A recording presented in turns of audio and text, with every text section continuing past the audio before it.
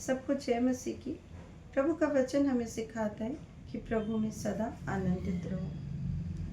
पर क्या होता है कि जब बार बार आप ऐसे माहौल में आते हैं जो आपको दुखी कर देता है, कोई ऐसा व्यक्ति जिसे आप बहुत प्यार करते हैं, आप उसकी चिंता करते हैं, उसके लिए सैक्रिफाइस करते हैं, वो आपको हर्ट करता जाता है और आप टूटते जाते हैं। आपने अपने तरीके को आजमा लिया, परंतु वो है कि बदलता नहीं। क्या होता है जब आप बार बार नौकरी के लिए कोशिश कर रहे हैं लेकिन बार बार असफल हो जाते हैं, आप थक चुके हैं। क्या होता है कि कुछ ऐसी चीज़ें जो आप बदल देना चाहते हैं और आपने अपने हर तरीके को आजमा लिया, पर अब तक वो उसे बदल नहीं पाए। आज बहुत से ऐसे लोग हैं जो टूटे हुए हैं, बिखरे हुए हैं। कुछ लोगों ने तो आज समझौता ही कर लिया है कि शायद उनके भविष्य के लिए यही ठीक था। पर मैं आज आपसे कहती हूँ कि हमारा परमेश्वर वो सारे काम कर सकता है जो मनुष्यों के लिए असंभव होते हैं। आज आपका दिल टूटा हो सकता है, टुकड़े टुकड़े हो चुका होगा। आज आप कह सकते हैं कि अब और नहीं, मैं थक चुका हूँ, मैं थक चुकी हूँ, अब मैं क्या करूँ। मैंने सबको आजमा लिया, सब कुछ करके देख लिया, पर कोई फायदा नहीं। और ये सिर्फ आप ही नहीं, मैं ऐसे बहुत सारे परिवारों को जानती हूँ जो पर्सनली भी मुझे मैसेज करते हैं, प्रार्थनाएं करवाते हैं। उनके घर की परिस्थितियाँ बदलने का नाम नहीं ले रही। बीमारियाँ, शाप उनके जीवन पर इस कदर असर कर चुकी हैं कि अब उन्हें लगता है कि होगा या नहीं होगा। विश्वास टूटने लगा है।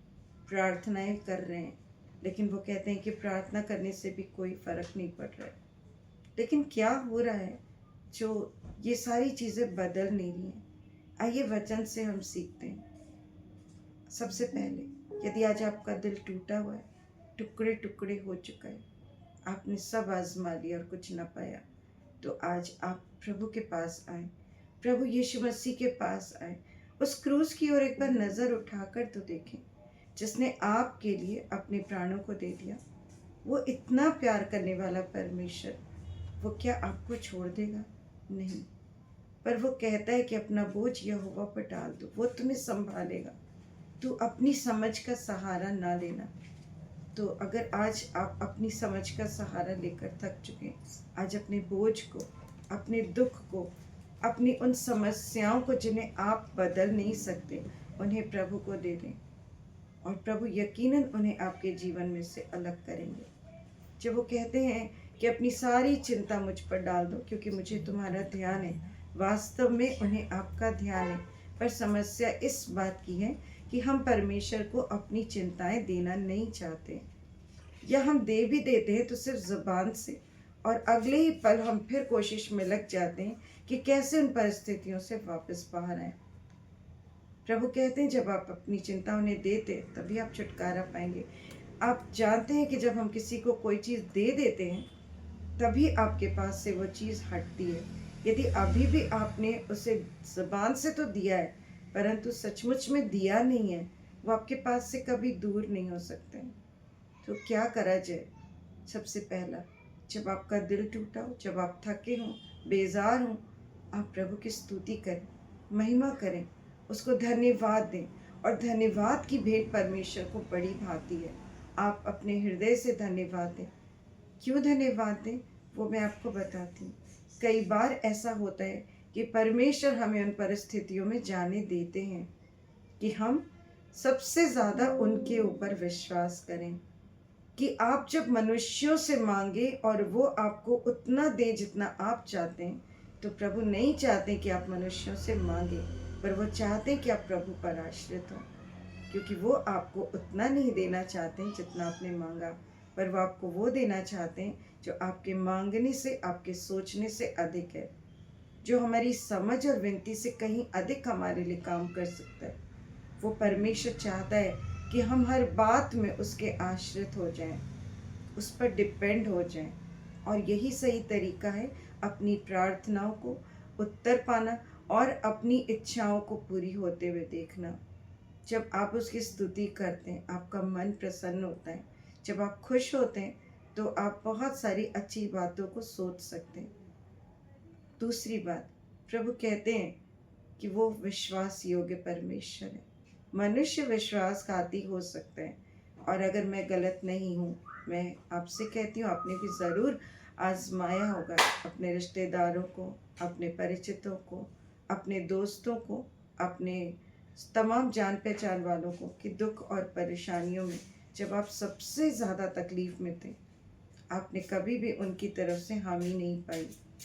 वो हमेशा आपसे ज़्यादा बीमार हो गए, आपसे ज़्यादा ज़रूरतमंद हो गए, आपसे ज़्यादा चिंताओं में आ गए, और उन्होंने आपकी मदद नहीं करी।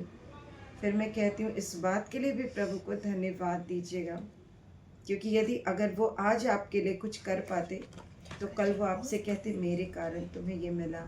पर धन्यवाद हो कि प्रभु नहीं चाहते कि आप ये कहें कि मुझे किसी मनुष्य के कारण ये मिला, परंतु आप कहें कि मेरे पिता का धन्यवाद हो कि आज जो कुछ मुझे मिला, जो कुछ मेरे जीवन में बदला, जो सुख आए, वो मेरे प्रभु परमेश्वर ने किया, और मैं किसी भी इंसान के एहसान तले नहीं आया या नहीं आई।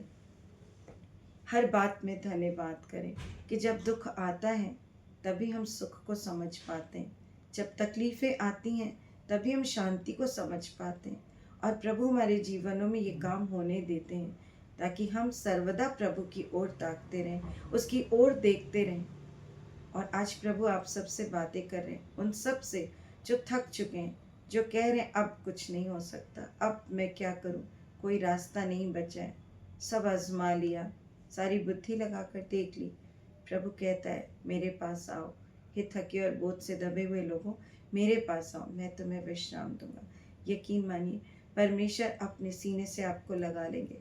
वो विश्वासघाती नहीं है। मनुष्य विश्वासघाती हो सकता है, पर वो सर्वदा विश्वास योग्य बना रहता है। वो आपसे प्यार करने वाला परमेश्वर है, और उसने कहा मैं तुम्हें धोखा नहीं दूंगा।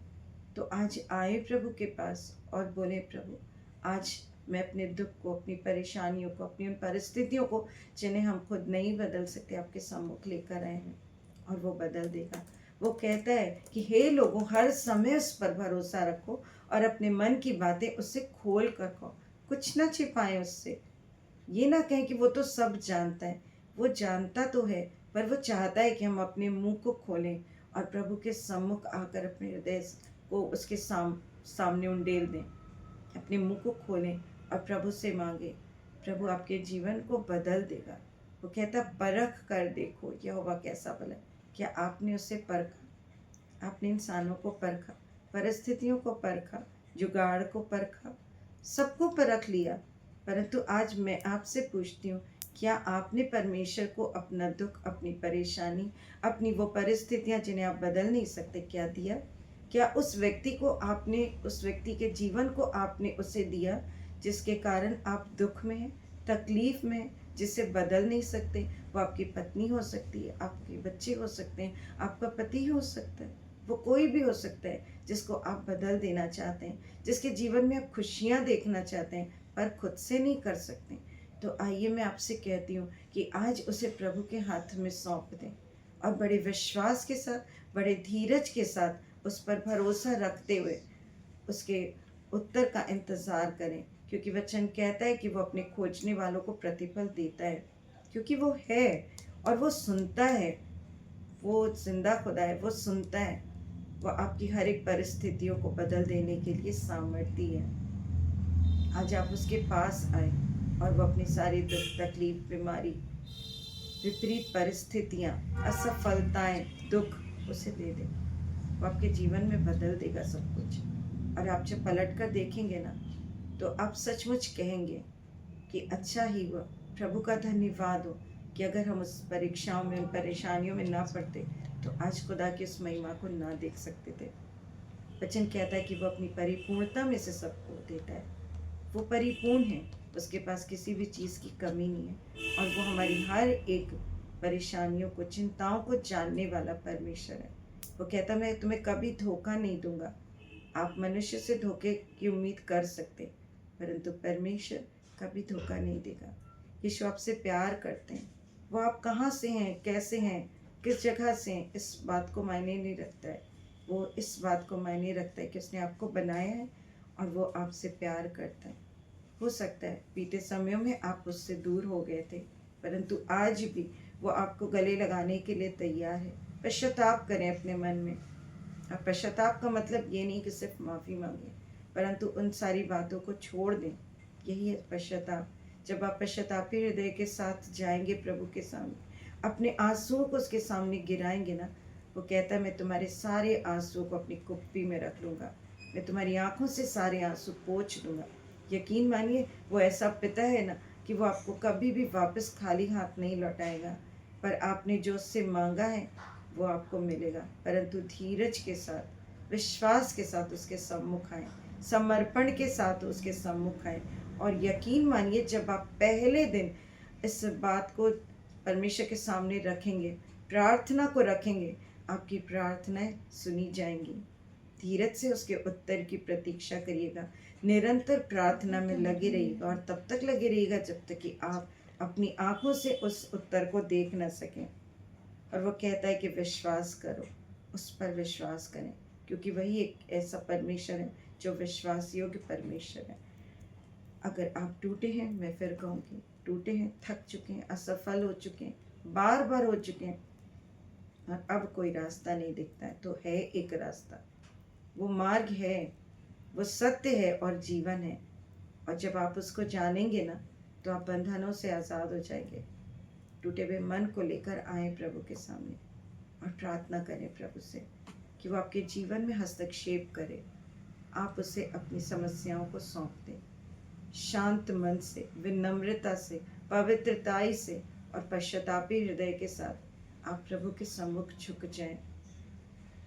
वो ऐसा परमेश्वर है जो आपको मजाक में नहीं उड़ाएगा, परंतु वो आपके दुख को दूर कर देगा। प्रभु दयालु है, अनुग्रहकारी है, वो आज भी आपसे प्यार करते हैं। वापस आए, प्रभु के पास आए। सबको आजमा लिया ना, आज प्रभु को देखें, आज प्रभु से बातें करें, और यकीन करिए एक दिन आप इस बात के लिए धन्यवाद ज़रूर करेंगे, और आप कहेंगे दूसरों से कि प्रभु में सदा आनंदित रहो, क्योंकि उसने हमें दुख भोगने के लिए नहीं, परंतु आशीषों का वारिस होने के लिए बुलाया। जाने कि उसने किन आशीषों के लिए आपको बुलाया।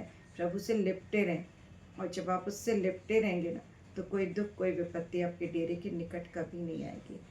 प्रभु आप सबको बहुत आयत की आशीष दें, विश्वास का आत्मा दें कि प्रभु आपके भरोसे को बढ़ाएं, विश्वास को बढ़ाएं, और वचनों के द्वारा खुद आपसे बातचीत करें, जो कभी भी खाली नहीं लौटता है। उसका वचन जीवित है, वो अपने काम को ज़रूर करके लौटता है। आप इन वचनों के साथ प्रभु के साथ जुड़ें और बोले प्रभु आपने कहा है, उसकी प्रतिज्ञाएं सच्ची हैं। वो नमक की वाचा है जो कभी सड़ती नहीं, बर्बाद नहीं होती, ख़त्म नहीं होती। प्रभु आप सबको बहुत आशीष दे। और मैं विश्वास करती हूँ कि यदि आज आपने इस वचन के द्वारा अपने जीवन में कुछ भी महसूस किया है, तो यकीन मानिएगा प्रभु ने उसी समय से आपके जीवन में काम करना शुरू कर दिया है। प्रभु आपको बहुत आयत की आशीष दे, बड़ी गवाहियों के साथ खड़ा करें, और आपके जीवन को ऐसा बनाएं कि आप भी मेरी तरह कह सकें कि हाँ, परमेश्वर विश्वास योग्य है, वो सामर्थ्य है, वो टूटे हुए मन को तुच्छ नहीं जानता।